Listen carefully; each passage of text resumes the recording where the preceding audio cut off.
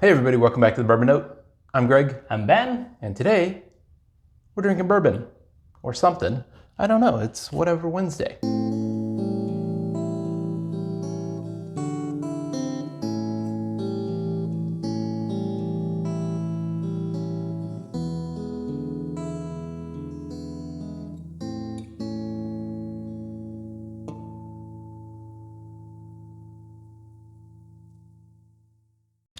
Okay, so here's the deal. We decided to play a game. Here's how it works. There is a bag with 2 bourbons in it. I have no idea what's in it. You have no idea what's in it. Correct. We're gonna open the bag. We're gonna take the bourbons, or they could be whiskeys. They could be who knows what. They could be vodka. Vodka sucks. I heard that once. Yeah. Somebody Anyway. once said it. Yeah. Our job is to do a review of the liquids inside. Which we may have already reviewed. Possibly. But secondly, we need to figure out what's the theme, the common theme between the 2 bottles. There's 2 in this one. Interesting. Indeed. So, we don't know what's in here. Nope. And this is just kind of a fun reason to drink 2 bourbons that we may never pick to drink next to each other. That's right. We could not find any other reason to drink bourbon, so we're doing this. Right. So what do we have? Ooh, we have, Bulleit 10-year. okay, And Larceny. regular Larceny? Yep. So, there is a theme between these 2. Now, you had mentioned something So before we started. my wife told me there's a theme. There's an obvious theme. Then there's maybe a little bit more go deeper. So whatever she said that there's an obvious tie-in, but Yeah. that's not it. Yeah. We got to figure something else out. I'm gonna look at proof first. Yep. And I'm guessing that's. So this 91 is 94, Oh, this is 91.2. Isn't Isn't that 92? proof? 92. So 91.2 versus 92. So that's not it. No, that's not it. Bulleit, Larceny, is it a crime thing? Black, I mean, High rye, Weeder, which I'm sure she probably didn't know that. does- Well, 10 let's get into these. I don't think I have. I've got one of these open. that's okay. We can open it. And I don't have a Larceny. Just killed that one not that long ago. All right, so I'm putting Larceny on the left. L on the left. And actually, we have not reviewed the Bulleit 10-year. That's right. So let's drink that one first. Okay. And it's been a while since I've had Larceny. So, Bulleit. Larceny's just a nice, solid go-to, budget-friendly. It's a Heaven Hill product. It is Nice a weeder. wheat. And for some of you, if you've never had it, there are other weeders that are kind of famous. This one's quite different, even though it's It is a little bit different. not a Maker's Mark product, definitely. Yeah, And, for sure. and I don't mean that in a good way or bad way. It's different. It's unique. It's a Heaven Hill product. So what is she going for with the theme here? Yeah, I mean, is it the color label? I mean, they're kind of yellow.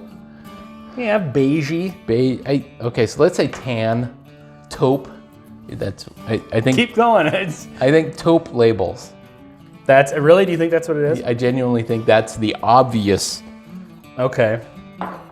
The non-obvious would be, well, let's get into reviewing this 10-year. Okay, so I forget. This is the Bulleit 10. And one of these days we'll do Bulleit 10-year versus regular Bulleit. We've actually planned on doing that Yeah. at some point. So Yep. let's do just a quick brief review. So Bulleit is famous for being a little bit higher mash bill. Higher rye mash bill. Higher, yeah. I think it's considerably high. I think it's in the upper 20s, if not 30s. 30, I think, yeah. Okay. And that comes across on the nose, but there's also some nice vanilla in there.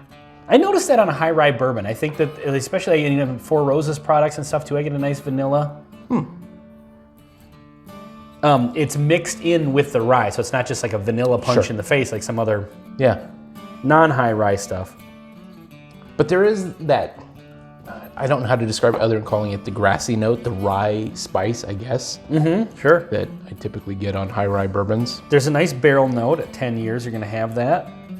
But I feel like this on the nose, it's a nice balance. Of, It is nice. all It's got a of nice those. richness, definitely oak Yeah. forward. So I'm gonna jump in there and see what's happening. All right, let's do it. Cheers. Cheers.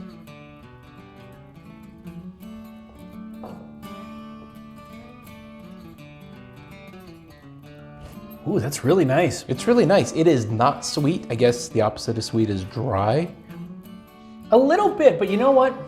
but it does have a lot of flavor. I'm getting, let me get another taste here.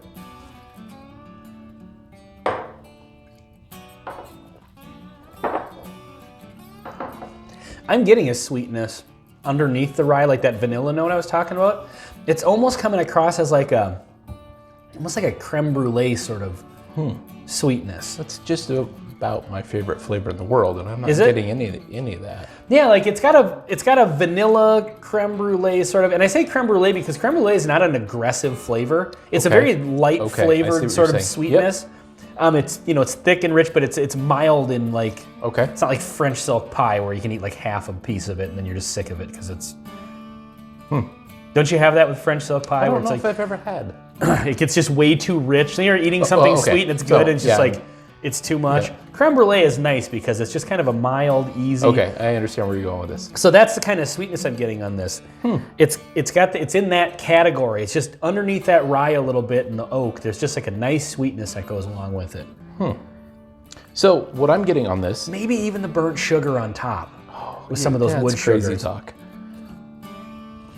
Anyway, So I'm go getting ahead. a nice round mix of flavors on the start and through the kind of like the mid palate range.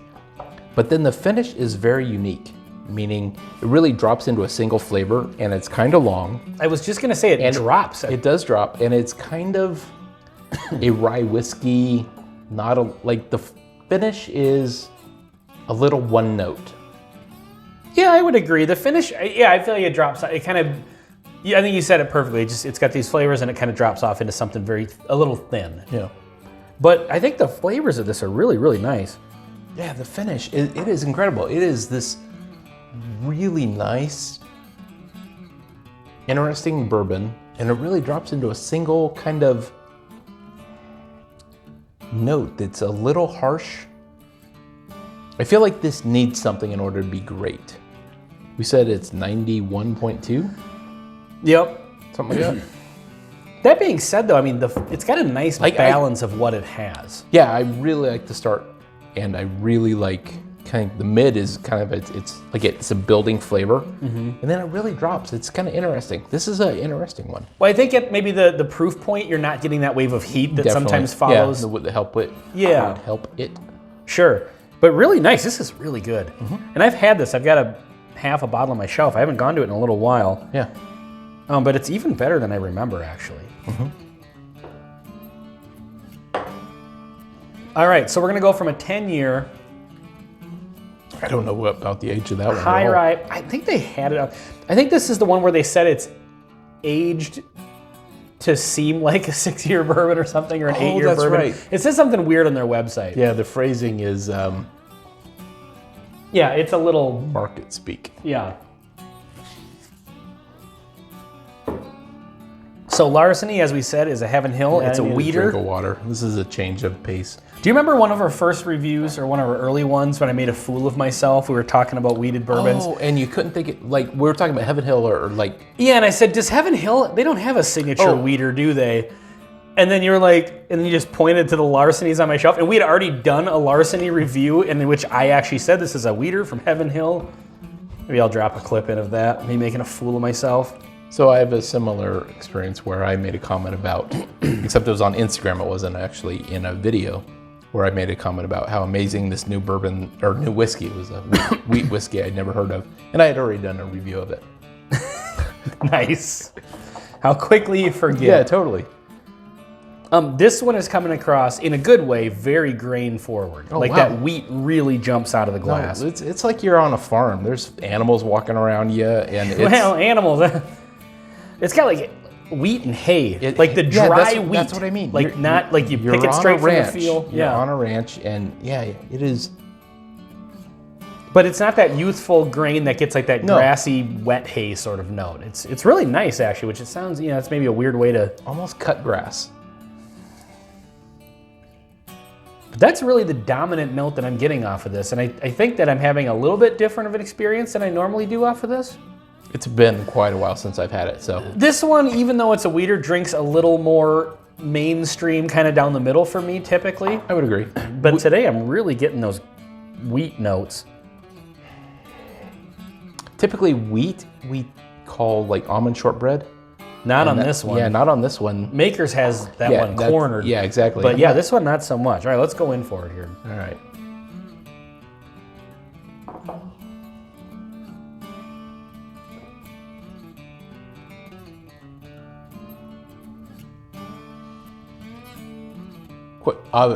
Observation number one, why has it been so long since I've had this bourbon? Oh, it's really good. It is amazingly good. It has a nice richness, a tad more sweetness on the front end. The alcohol proof is a tad light. 92. We both own a barrel proof of this, and it helps. Really good. But this one is pretty budget friendly. Yeah. This is definitely anybody can drink this and enjoy it. Sure. But yeah, it's kind of hard to, I'm getting some of the same stuff on the palate, but the palate almost kind of has a little bit of that dusty note that I actually tend to like, you know? It's interesting because it's sweet. Like, I think it's sweeter than this for sure. Oh yeah. But it also has a dryness. Like, it hits your tongue and evaporates. Yeah, sweet and dry and dusty. But it's not like a high proof evaporate. Like, it's an interesting experience kind of bourbon.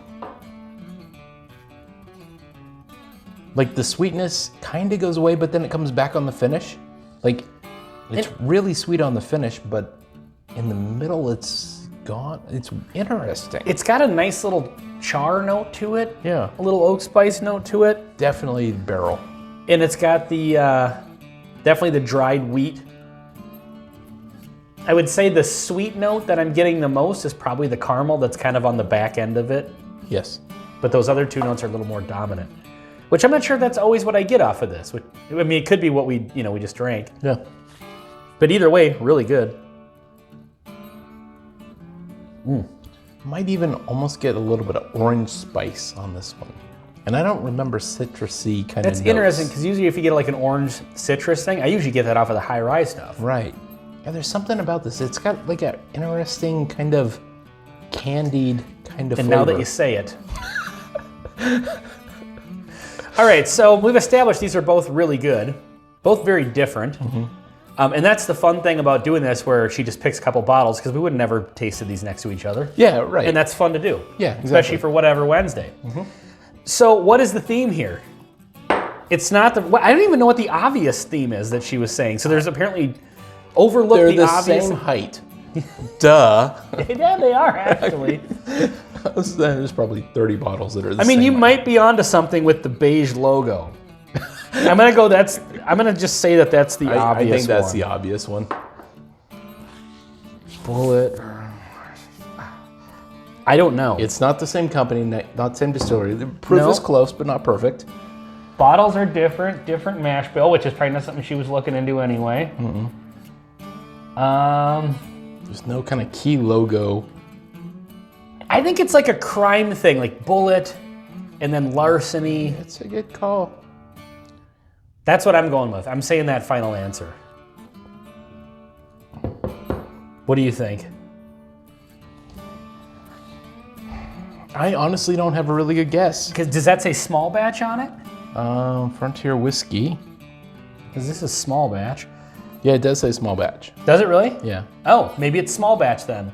No, I think tan logo label is the obvious, and small batch is the.